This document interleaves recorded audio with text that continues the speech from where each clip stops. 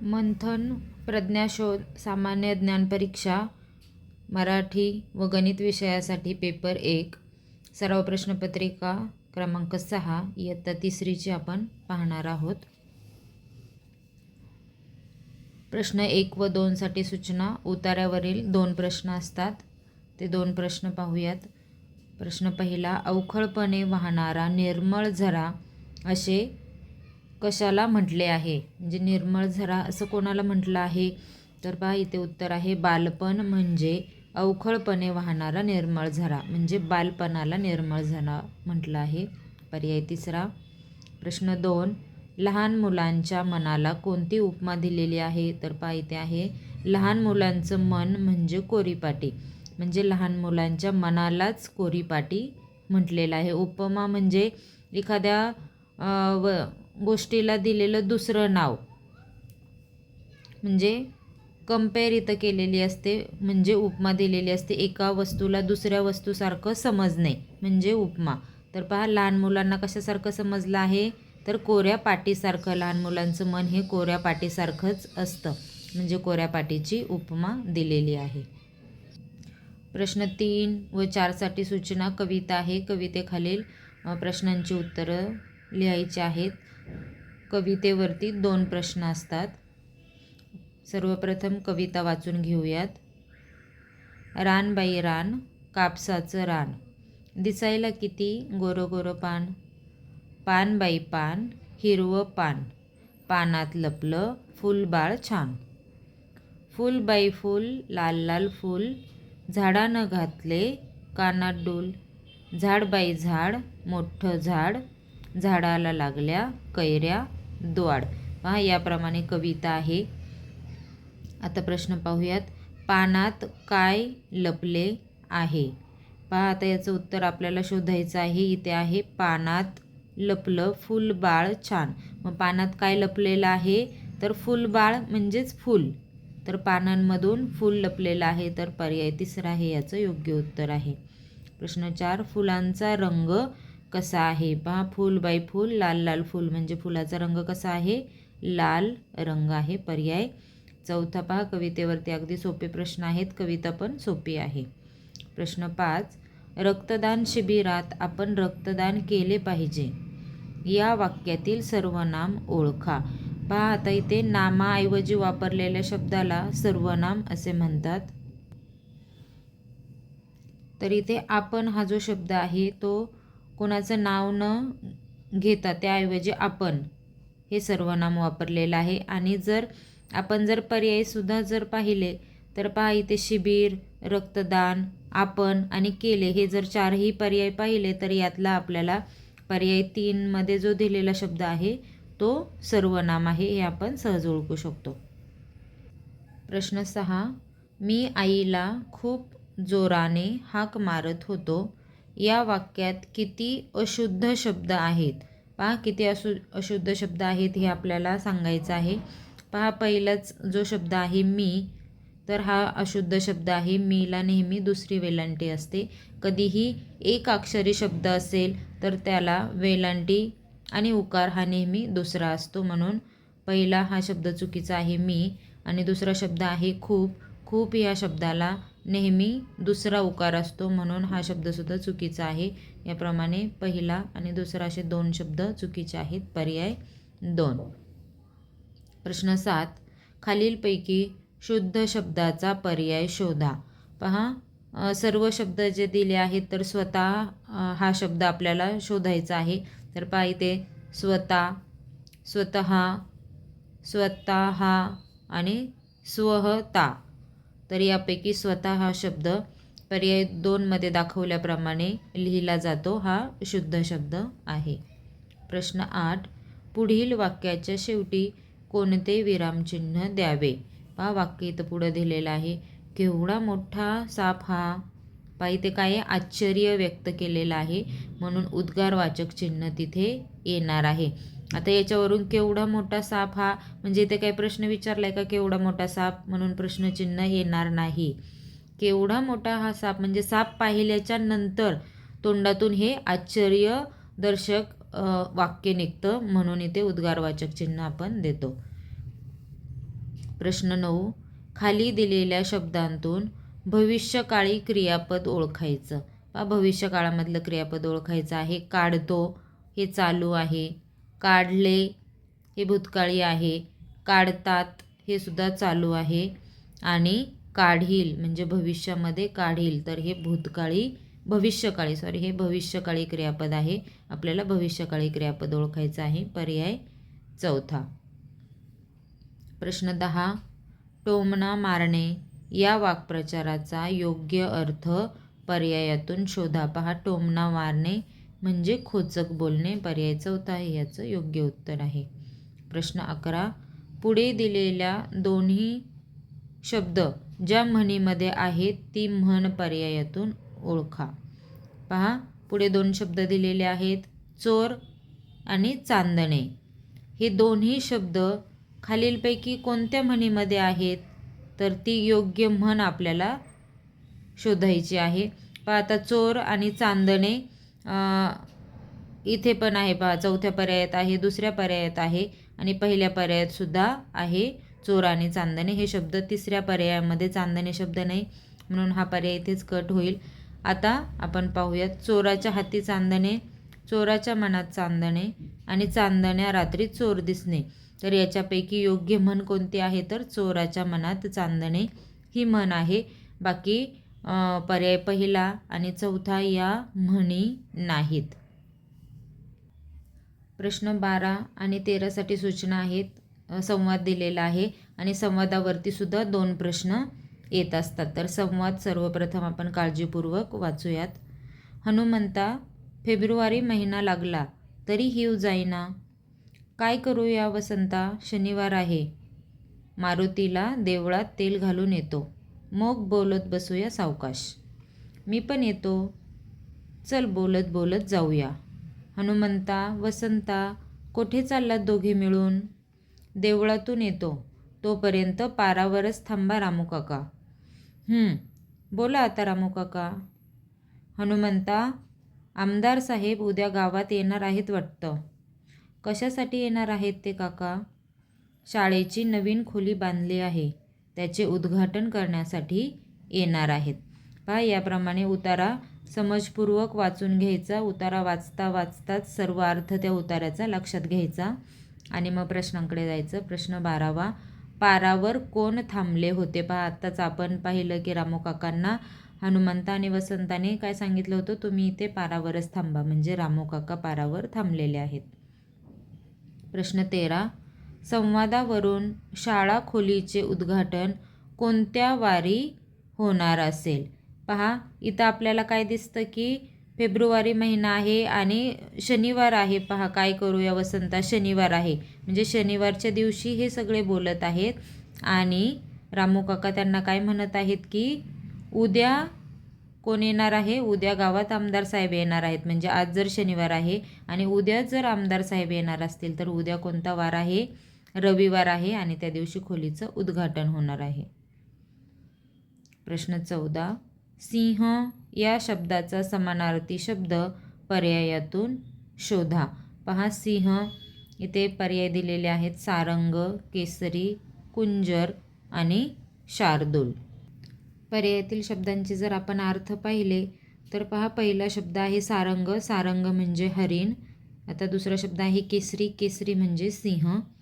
कुंजर, कुंजर म्हणजे हत्ती आणि शार्दूल म्हणजे सुद्धा सिंहच. म्हणजे फक्त ब आणि ड म्हणजे केसरी आणि शार्दूल या दोघांचाही अर्थ सिंह आहे. म्हणजे हे 2 समानार्थी शब्द आहेत सिंहाचे, म्हणून पर्याय दुसरा फक्त ब आणि ड योग्य हा पर्याय इथे आपण निवडलेला आहे. प्रश्न 15. सावध या शब्दाच्या विरुद्धार्थी शब्द लिहिताना शब्दाच्या आधी कोणते अक्षर लिहावे लागते? सावधचा विरुद्धार्थी शब्द बेसावध असा असतो, म्हणून त्या शब्दाच्या अगोदर बे हे अक्षर लावायला लागतं. पर्याय चौथा. प्रश्न 16 ते 18 साठी सूचना. सुसंगत वाक्यांचा परिच्छेद तयार करायचा आहे.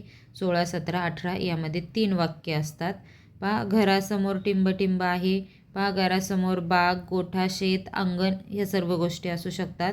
त्यानंतर टिंब त्या गोठ्यात राहते. पहा इथे वाक्य काय आहे, टिंबटिंब त्या गोठ्यात राहते. म्हणजे पहिला पर्याय काय असणार आहे, गोठा असणार आहे. घरासमोर गोठा आहे. टिंबटिंब त्या गोठ्यात राहते. मग कोण गोठ्यात राहतं, तर गाय गोठ्यात राहते फक्त. हे बाकी मांजर, कोंबडी आणि मेंढी गोठ्यात राहत नाही. गाय गोठ्यात राहते. 18वा प्रश्न, गायीचे टिंबटिंबही तेथेच राहते. पहा आता गायीचे काय असतं, तर गायीचे पिल्लूदर्शक शब्द वासरू आहे. गायीचे वासरूसुद्धा तिथेच म्हणजे त्या गोठ्यात राहते. प्रश्न 19, तो एक निर्माता आहे. या वाक्यात अधोरेखित शब्दाचे लिंग कोणते. पहा आता निर्माता हा जो शब्द आहे, तर या शब्दाचे आपल्याला स्त्रीलिंग कोणतं आहे ते सांगायचं आहे. निर्माता, तो निर्माता हा पुल्लिंग शब्द आहे आणि या शब्दाचा आता आपल्याला स्त्रीलिंग करायचं आहे, म्हणजे लिंग बदलायचं आहे. निर्माता, त्याचा स्त्रीलिंगी शब्द किंवा विरुद्धलिंगी शब्द काय होतो, निर्माती. पर्याय तिसरा हे याचं योग्य उत्तर आहे. प्रश्न 20, पहा अक्षरांचा समूह दिलेला आहे. या अक्षरांपासून तयार होणाऱ्या अर्थपूर्ण शब्दातील शेवटचे अक्षर कोणते. म्हणजे अर्थपूर्ण शब्द बनवायचा आणि मग त्यातील शेवटचं अक्षर सांगायचं आहे. पहा या अक्षरांपासून कामगार, कामगार हा शब्द तयार होतो आणि शेवटचा अक्षर र आहे. पर्याय पहिला. प्रश्न 21, पुढील शब्दसमूहाबद्दल येणारा योग्य शब्द पर्यायातून शोधा. पहा शब्दसमूह काय आहे, अंग राखून काम करणारा. अंग राखून काम करणारा त्यालाच काय म्हटलं जातं, अंगचोर. काय म्हटलं जातं, अंगचोर. पर्याय तिसरा. प्रश्न 22, खालीलपैकी हरणाचे पिल्लू कोणते. आता हे सर्व पिल्लूदर्शक शब्द आहेत. शावक हे हरणाच्या पिल्लाचं नाव आहे. हरणाच्या पिल्लाला शावक म्हणतात आणि पाडससुद्धा हरणाच्या पिल्लाला म्हटलं जातं. शावक आणि पाडस हे दोन्ही हरणाच्या पिल्लाचे नाव आहेत. हा पिल्लूदर्शक शब्द कोणाचा आहे, तर हा वाघाचा बच्चा किंवा बछडा असतो. हा वाघाचा पिल्लूदर्शक शब्द आहे. शिंगरू हे घोड्याचे पिल्लू असतं, म्हणून फक्त अ आणि क योग्य हा पर्याय आपण इथे निवडला आहे. शावक आणि पाडस हे हरणाचे पिल्लूदर्शक शब्द आहेत. प्रश्न 23, खालीलपैकी जोडशब्द नसलेल्या शब्दाचा पर्याय शोधा. जोडशब्द नाही.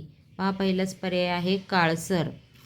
तर हा जोडशब्द नाही. काळ आणि सर हे दोन वेगवेगळे शब्द नाही आहेत. काळसर हा पूर्ण एक शब्द आहे.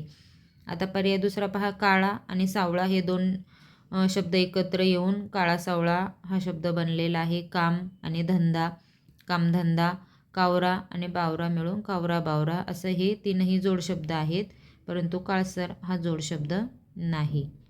प्रश्न 24, वर्णमालेनुसार खालील शब्दांचा क्रम लावल्यास चौथ्या क्रमांकाचा शब्द कोणता येईल. आता चारच शब्द आहेत आणि चौथ्या क्रमांकाचा शब्द शोधायचा आहे, तर शेवटचा शब्द आपल्याला कोणता येईल ते ओळखायचं आहे. पाहता येते कावळा आणि कोकिळ हे दोन्ही शब्द क वरून आहेत. हे पहिल्या दुसऱ्या नंबरला हे शब्द येणार आहेत. त्यानंतर आता प आणि म मध्ये आपल्याला विचार करायचा आहे, तर वर्णमालेमध्ये प हे अक्षर अगोदर येतं आणि म हे अक्षर नंतर येत असल्यामुळे सगळ्यात शेवटी मोर हा शब्द जाणार आहे, म्हणजे चौथ्या क्रमांकावर मोर हा शब्द येईल. प्रश्न 25, खालीलपैकी फळांचा राजा कोणाला म्हणतात. अगदी सोपं आहे, सगळ्यांना माहिती आहे. फळांचा राजा हा आंबा आहे. पर्याय दुसरा. इथेच भाषेचे म्हणजे मराठी विषयाचे सर्व प्रश्न संपतात. 25 प्रश्न. यानंतर दुसरा विभाग म्हणजे गणित. 26 पासून 75 पर्यंत सर्व प्रश्न हे गणितासाठीचे असणार आहेत. प्रश्न 26, पायथे विस्तारित मांडणी दिलेली आहे. या विस्तारित मांडणीवरून तयार होणारी संख्या पर्यायातून शोधा. पहा ज्या वेळेला अशी विस्तारित मांडणी दिलेली असते आणि त्यावरून संख्या आपल्याला लिहायची असते, त्यावेळेला विस्तारित मांडणीतील संख्यांची बेरीज करायची आणि मग आपल्याला योग्य संख्या त्यावरून मिळते. तयार होणारी संख्या त्यावरून मिळते. तर 500 अधिक 5 आणि पुढे तर शून्यच आहेत, म्हणून यांची जर बेरीज केली तर आपल्याला 505 ही संख्या मिळते, म्हणजे तयार होणारी संख्या आहे 505. पर्याय चौथा. प्रश्न 27, अधिक 75 बरोबर किती? पहा 700 अधिक 75 बेरीज केली तर 775 उत्तर येतं. परंतु आपल्याला इथे पहा अक्षरामध्ये आपल्याला सर्व पर्याय दिलेले आहेत. अक्षरामध्ये तर सर्व पर्याय दिलेलेच आहेत, परंतु ज्या वेळेला आपल्याला अ, ब, क, ड याप्रमाणे पर्याय दिलेले असतात त्यावेळेला एका प्रश्नाचं उत्तर एकापेक्षा जास्त असू शकतं. आता इथे फक्त क हा पण पर्याय दिलेला आहे, म्हणजे वरीलपैकी एकच उत्तर आहे. पण बऱ्याचदा अ, ब, क, ड जेव्हा असे पर्याय दिलेले असतात तेव्हा तिथे एकापेक्षा जास्त उत्तरं असतात. पहा आता इथे सुद्धा 775 इथे अक्षरात दिलेलं आहे 775.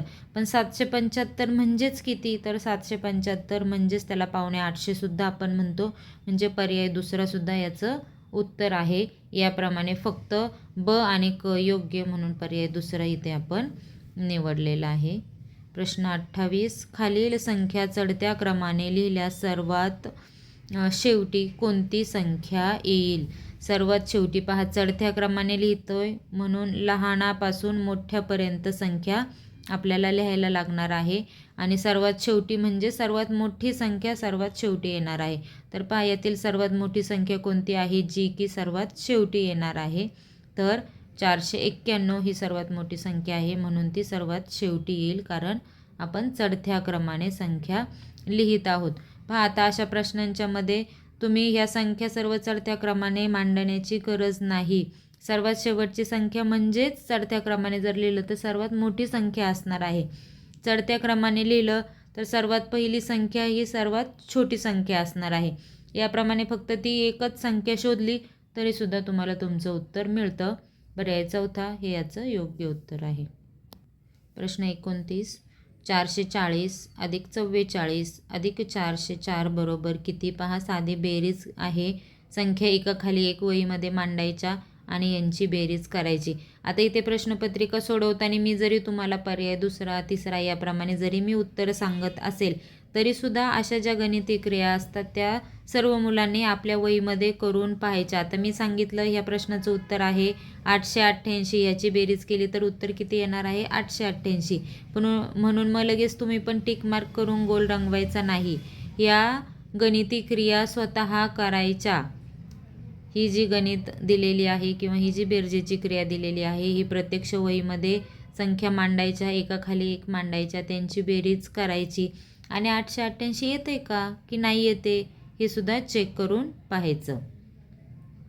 प्रश्न 30. किती नवे 153? पहा कुणाचा पाडा म्हटला आणि त्याच्यामध्ये किती नवे 153 येतात? तर पहा डायरेक्ट तुम्हाला जर पाडा येत नसेल तर तुम्ही प्रत्येक हे दिलेले पर्याय आहेत ते पण मोजून पाहू शकता. 19 नवे किती होतात? 27 नवे आहेत का 153? की 17 नवे 153 आहेत? की 23 नवे 153 आहेत? तर पहा जर 17चं हे जर सर्व पाडे जर तुमचे पाठ असतील तर 17 नवे 153 आहेत, म्हणून पर्याय तिसरा इथे आपण निवडलेला आहे. प्रश्न 31. सुरेशने 999 ही संख्या 99 अशी लिहिली तर त्याचे उत्तर कितीने चुकले? पहा 999च्या ऐवजी किती लिहिली? 99 लिहिली. तर कितीने चुकलं म्हणजे कितीने कमी त्याने ती संख्या लिहिली? तर आपल्याला इथे 999 मधून 99 वजा करावे लागणार आहेत. पहा आता याचं सुद्धा तोंडी उत्तर लिहू शकता. नाही तोंडी येत तर लगेच वही घ्यायची, लगेच त्याची वजाबाकी करून पाहिजे. 999 मधून 99 गेले, 900 शिल्लक राहतात. पर्याय चौथा हे याचं योग्य उत्तर आहे. आणि असं जर तोंडी सोडवता येत नसेल तर लगेच वहीमध्ये वजाबाकी करून पाहिजे. आणि 900 उत्तर येते का की येत नाही हे आपण स्वतः चेक करायचं. प्रश्न 32. 7 तास 50 मिनिटे अधिक 3 तास 30 मिनिटे बरोबर किती? पहा आता ही बेरीज कशी करायची हे आपण पाहणार आहोत. पहा तास आणि मिनिटे यांची बेरीज कशी करायची याप्रमाणे मांडणी करून घ्यायची. तर सर्वप्रथम मिनिटांची बेरीज करूयात. 50 मिनिटे आणि 30 मिनिटे यांची बेरीज केली तर 80 मिनिटे येतात. परंतु आपल्याला माहिती आहे की 60 मिनिटे म्हणजे 1 तास आहे, म्हणून ह्या 80ची फोड आपण अशी केली की 80 म्हणजेच किती? 60 आणि 20 यांची बेरीज 80 येते.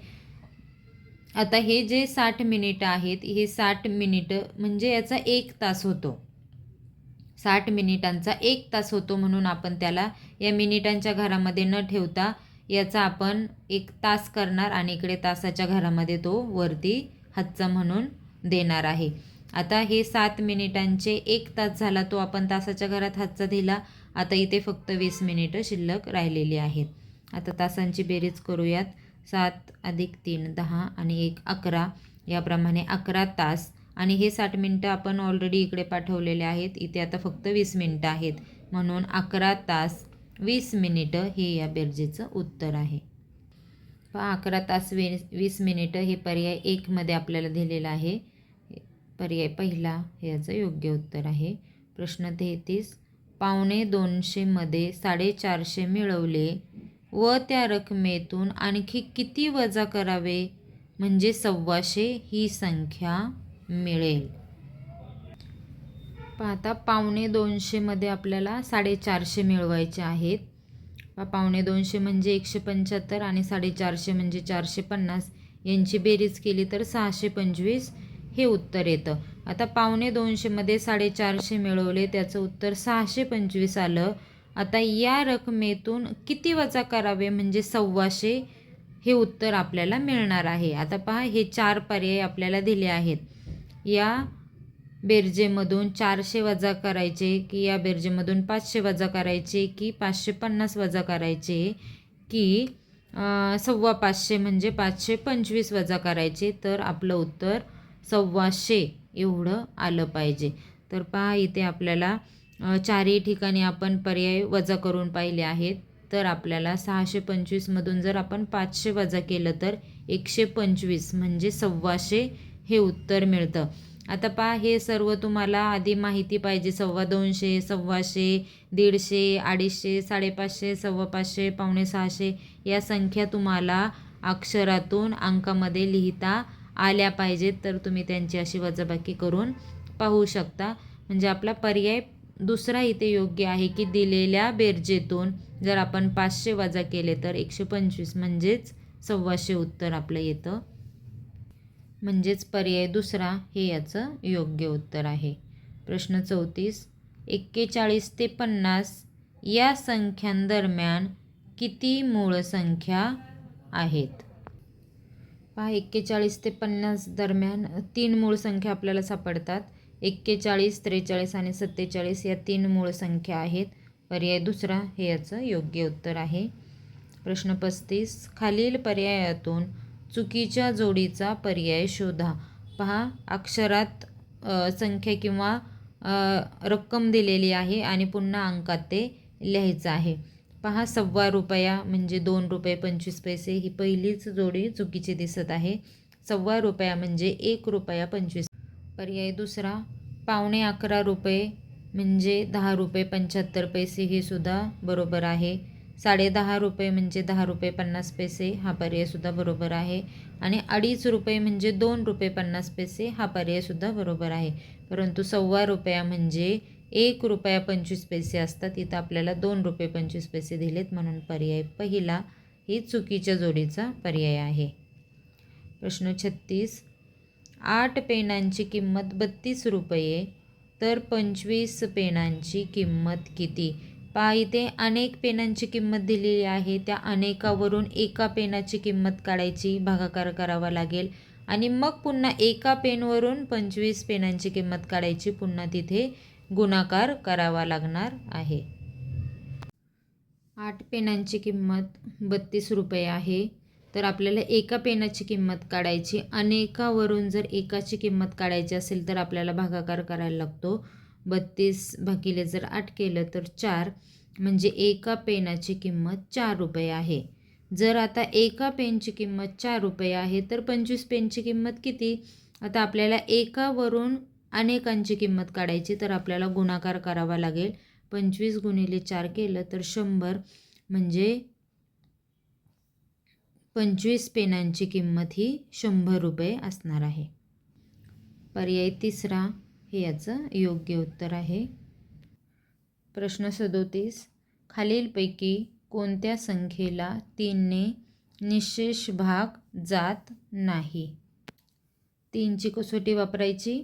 पहा, संख्येतील अंकांची बेरीज करून जर बेरजेला 3ने भाग जात असेल, निशेष भाग जात असेल, तर पूर्ण संख्येला 3ने निशेष भाग जाईल. पहा इथे अंकांची बेरीज 12 आहे, 3ने निशेष भाग जाईल. अंकांची बेरीज 18 आहे, 3ने निशेष भाग जाईल. इथे अंकांची बेरीज 12 आहे, 3ने निशेष भाग जाईल. परंतु पर्याय 3मध्ये अंकांची बेरीज 14 येते, 14ला 3ने निशेष भाग जात नाही, म्हणून 842ला सुद्धा 3ने निशेष भाग जाणार नाही. प्रश्न 38. एका कामगाराचा आठवड्याचा पगार 280 रुपये आहे, तर त्या कामगाराचा रोजचा पगार किती? रोजचा म्हणजे एका दिवसाचा काढायचा आहे. इथे पहा आठवड्याचा पगार, आठवड्यामध्ये 7 दिवस असतात. आठवड्याचा पगार म्हणजे 7 दिवसांचा पगार. 280 आहे तर एका दिवसाचा पगार रोजचा म्हणजे एका दिवसाचा किती? अनेक दिवसांवरून एका दिवसाचा पगार काढायचे, तर आपल्याला इथे भागाकार करावा लागणार आहे. 280 आणि 7 यांचा भागाकार केला असता 40 उत्तर येतं, म्हणजे त्या कामगाराचा एका दिवसाचा म्हणजे रोजचा पगार किती आहे? 40 रुपये आहे. पर्याय चौथा. प्रश्न 39. 3 बाजू असलेल्या बंद आकृतीला किती शिरोबिंदू असतात? पहा 3 बाजू असलेली जी बंद आकृती तिला त्रिकोण म्हणतात आणि त्या त्रिकोणाला शिरोबिंदूसुद्धा 3च असतात. पर्याय चौथा. प्रश्न 40. खाली दिलेल्या आकृतीचा छायांकित केलेला भाग खालीलपैकी कोणत्या अपूर्णांकाने व्यक्त होतो? पहा छायांकित केलेले भाग आपल्याला सांगायचे आहेत. आता पहा या आकृतीमध्ये एकूण भाग किती आहेत? 1 2 3 4 5 6 आणि 6 12. एकूण भाग 12 आहेत, म्हणजे छेदाच्या ठिकाणी 12 पाहिजे. त्यापैकी छायांकित केलेले भाग किती आहेत? 1 2 3 4 5, म्हणजे अंशाच्या ठिकाणी 5. 12 पैकी 5 भाग हे छायांकित केलेले आहेत. 12 पैकी 5 भाग रंगवलेले आहेत. अपूर्णांक हा असणार आहे पर्याय 3. प्रश्न 41. 17 जून 2010 रोजी गुरुवार होता, तर 30 जून 2010 रोजी कोणता वार असणार आहे? पहा 17 तारखेला गुरुवार होता, तर 30 तारखेला कोणता वार असणार आहे हे शोधायचं आहे. 17 जून या तारखेला जर गुरुवार असेल तर आता आपल्याला 30 जून म्हणजे आपल्याला पुढचे दिवस मोजायचे आहेत, पुढची तारीख काढायची आहे, म्हणून आपण त्याच्यामध्ये 7-7 मिळून पुढच्या आठवड्यातले दिवस त्याचे काढू शकतो. पहा 17च्या पुढे जर एक आठवडा म्हणजे 7 दिवस मिळवले तर 24 जून आणि 24 जूनला सुद्धा गुरुवार असणार आहे. त्याच्यानंतर जर 24मध्ये आणखी 7 मिळवले तर डायरेक्ट 31 तारीख येते, पण आपल्याला जून महिन्यामध्ये 31 तारीख नसते, म्हणून 7 दिवस न मिळवता आता आपण पुढचा एक दिवस मोजणार आहोत. 24 जूनला जर गुरुवार आहे तर 25ला शुक्रवार, 26ला शनिवार, याप्रमाणे एक दिवस जर मोजत गेलं तर 30 तारखेला बुधवार येत आहे, म्हणून आपलं योग्य पर्याय आहे की बुधवार. म्हणजे 30 जून 2010 रोजी कोणता वार होता? बुधवार होता. प्रश्न 42. आकृती दिली आहे, या आकृतीला काय म्हणतात? पहा दोन्हीही बाजूने अमर्याद वाढत जाणारी ही जी आकृती आहे तिला रेषा असे म्हणतात. प्रश्न 43. अपूर्णांकांची ही बेरीज करण्याची कोणती पद्धत योग्य आहे? पहा छेद समान, अंशांची बेरीज. छेद समान आहे तो एकदाच लिहितो आणि मग अंशांची फक्त बेरीज करतो.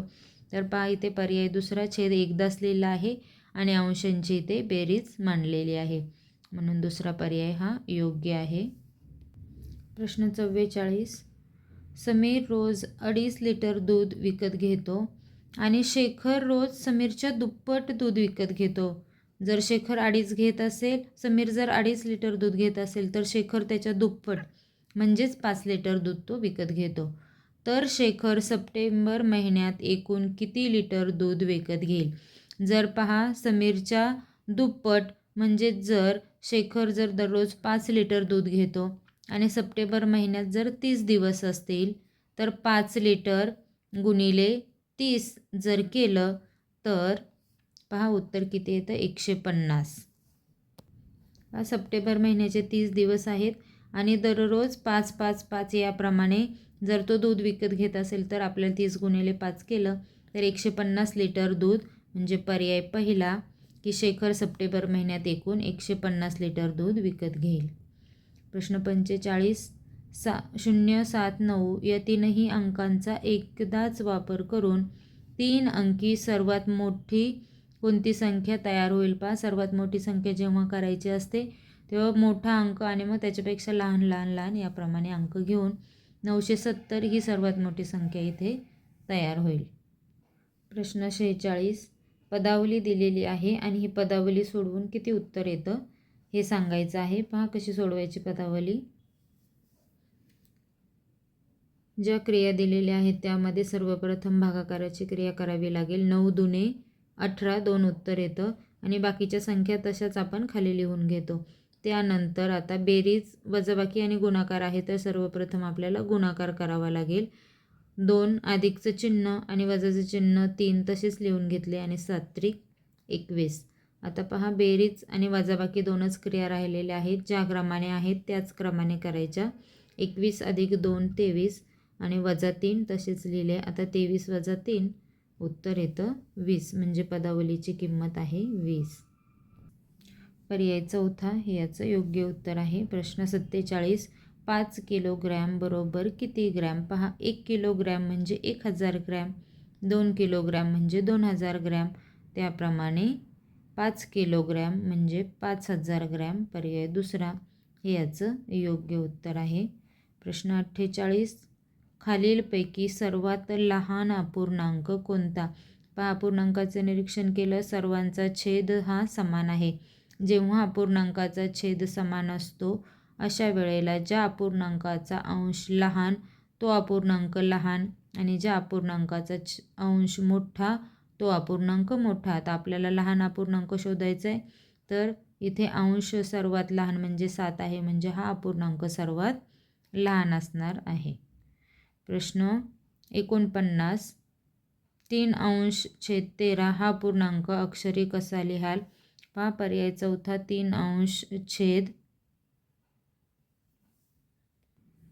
हे जे सर्व पर्याय दिलेले आहेत याचं वाचन अपूर्णांकाचं आहे 3/13, परंतु इथे आपल्याला पर्यायामध्ये पहा प्रिंटिंग मिस्टेक झालेली आहे. 3/13 ऐवजी इथे 17, इथे सुद्धा 17 हा शब्द आलेला आहे, परंतु इथे आपला छेद किती आहे 13 आहे. प्रिंटिंग मिस्टेक असल्यामुळं पर्याय चौथा हे याचं योग्य उत्तर. इथे 17 खोडून इथे 13 लिहिलं तरीसुद्धा चालेल. 3/13 हे याचं योग्य उत्तर आहे. 17 नाही, हा शब्द खोडून इथे 13 लिहायचं.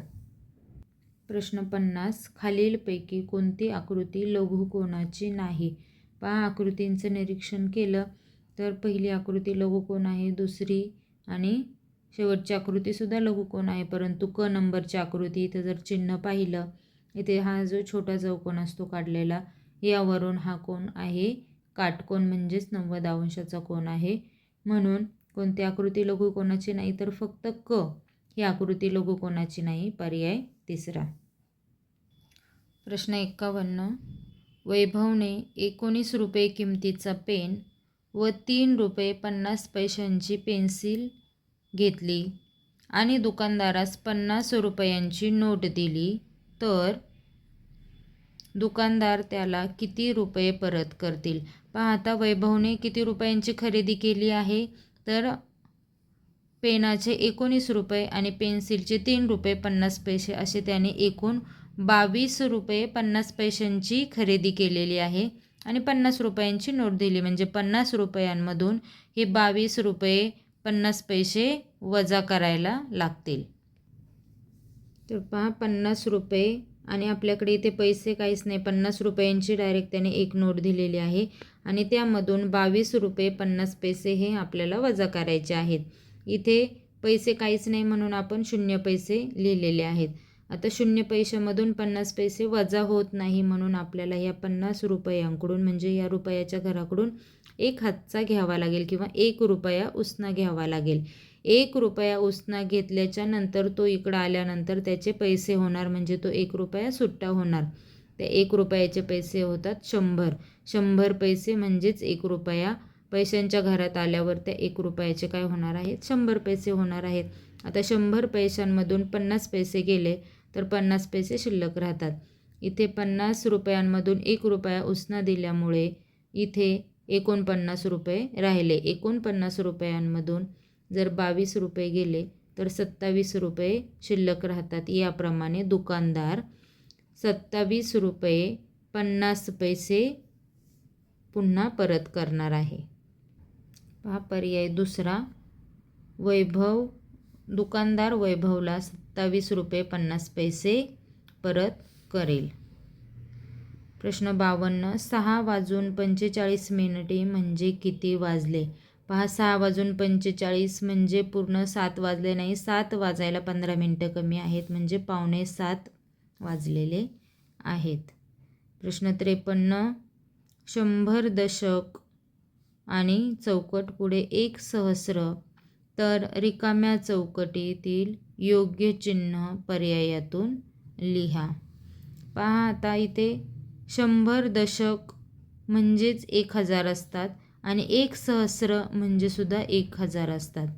100 दशक म्हणजे 1000 आणि सहस्र म्हणजे सुद्धा 1000. 1 सहस्र म्हणजे दोन्ही संख्यांच्या मध्ये बरोबरचं चिन्ह येणार आहे. म्हणजे दोन्ही संख्या काय आहेत? बरोबर आहेत. प्रश्न 54. 613 वजा 129 बरोबर किती? वजाबाकी आहे. साधी ही वजाबाकी वहीवर करायची आणि या वजाबाकीचं उत्तर किती येतं ते पाहायचं. वजाबाकीचं उत्तर 484 हे येणार आहे.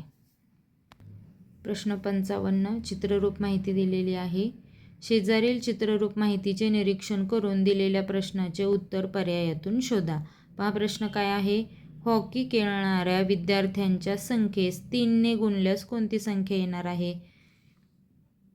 पहा हॉकी खेळणारी किती संख्या आहे? तर 4 आहे. ह्या 4ला म्हणजेच हॉकी खेळणाऱ्या विद्यार्थ्यांना जर 3ने गुणल्यास म्हणजे 4ला जर 3ने गुणल्यास 12 उत्तर येत आहे. पर्याय पहिला.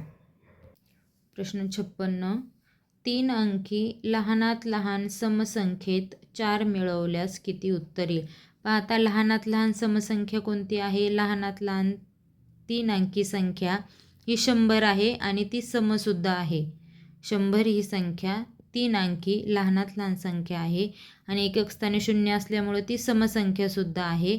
आणि मग 100मध्ये 4 मिळवल्यास 104 हे उत्तर येतं. पर्याय चौथा. प्रश्न 57. खालील आकृतीत त्रिकोणांची एकूण संख्या किती?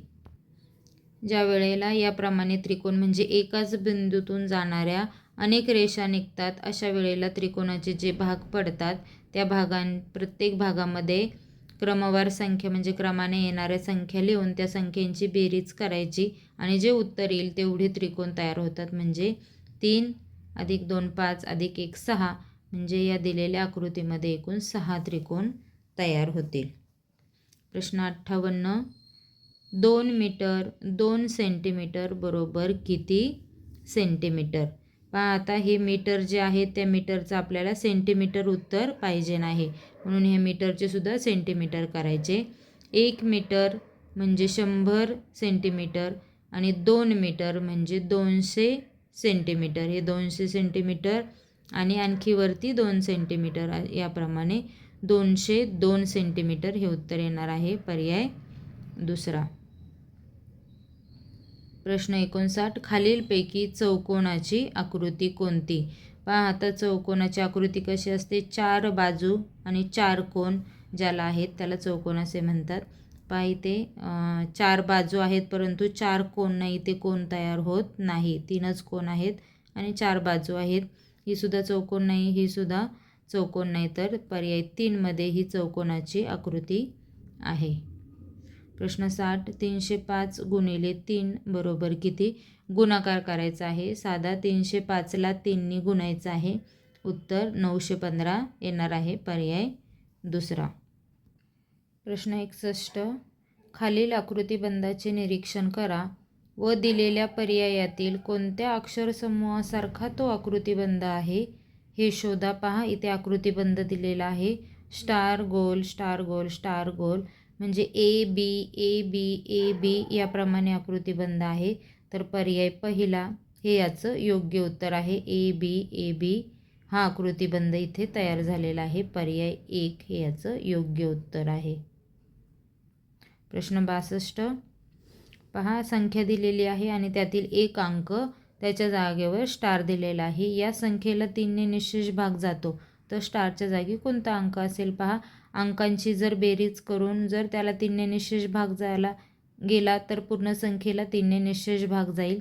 जर आपण स्टारच्या जागेवर जर 7 ठेवला तर 7 आणि 2 9 आणि 9 आणि 6 15 अंकांची बेरीज 15 येते आणि 15ला 3ने निशेष भाग जातो, म्हणून पूर्ण संख्येला 3ने निशेष भाग जाईल. म्हणून पर्याय पहिला म्हणजे 7 अंक ठेवून हे याचं योग्य उत्तर आहे. प्रश्न 63 संख्या दिल्यात. या संख्याच उतरत्या क्रमाने लिहिल्यास चौथ्या क्रमांकावर येणाऱ्या संख्येतील अंकांची बेरीज किती येईल?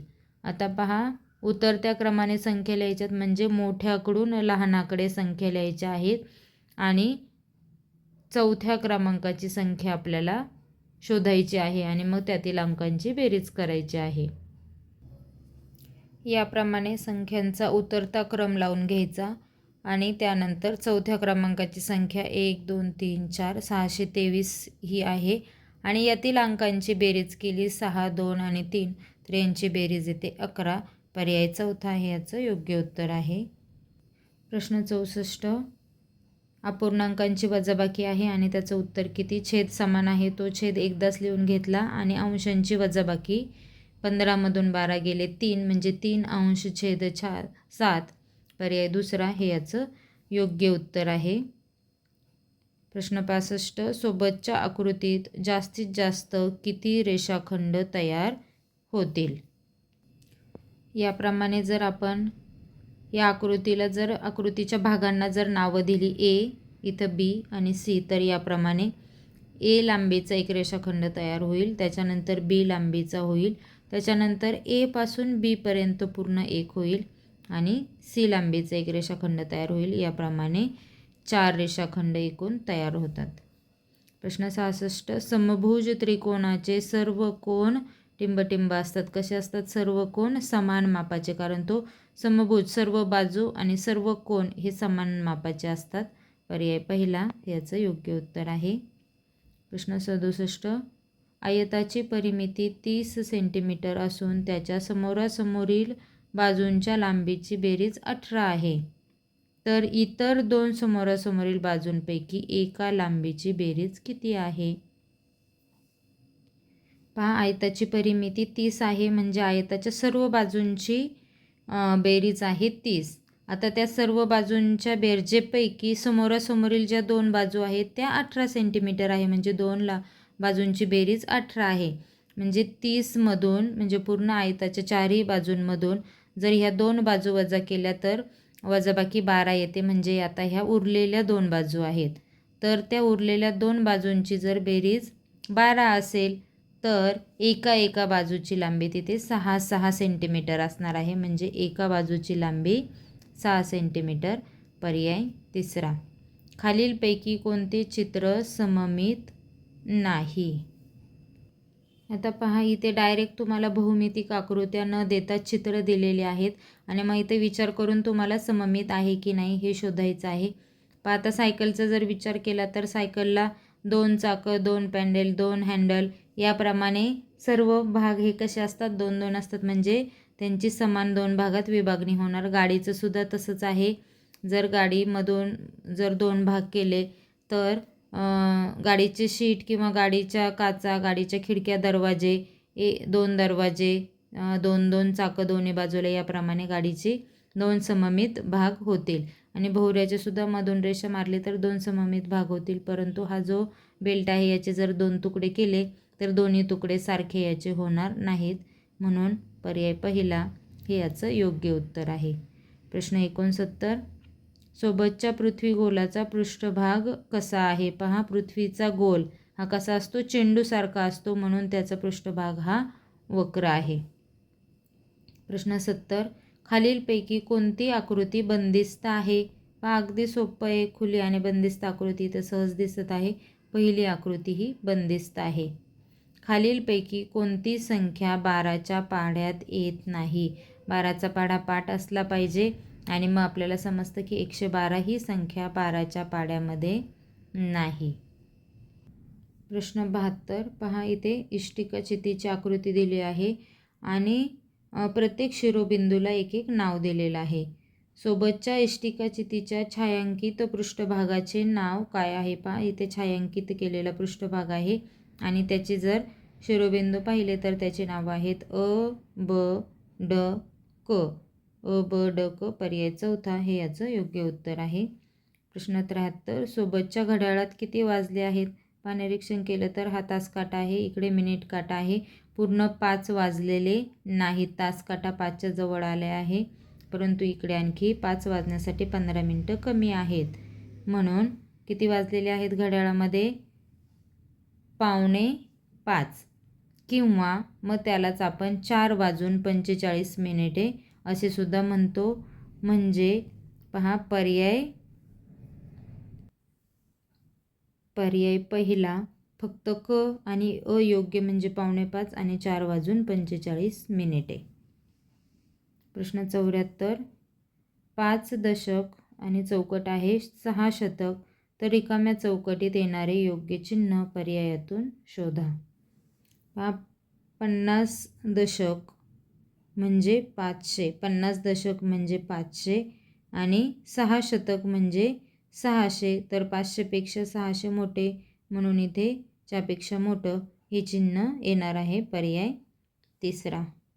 प्रश्न 75 4 पाट्यांची किंमत 140 रुपये आहे, तर अशा 6 पाट्या घेण्यासाठी एकूण किती रुपये लागतील? पहा, आता 4 पाट्यांची किंमत माहिती आहे, त्याच्यावरून आपल्याला एका पाटीची किंमत काढायला लागणार आहे आणि मग एका पाटीवरून 6 पाट्यांची किंमत आपल्याला काढता येईल. या प्रकारे आपलं उत्तर, आता हे उत्तर, याची गणिती क्रिया सर्व मुलांनी वहीमध्ये करायची आणि उत्तर याचं 210 येत आहे का हे सर्वांनी चेक करायचं.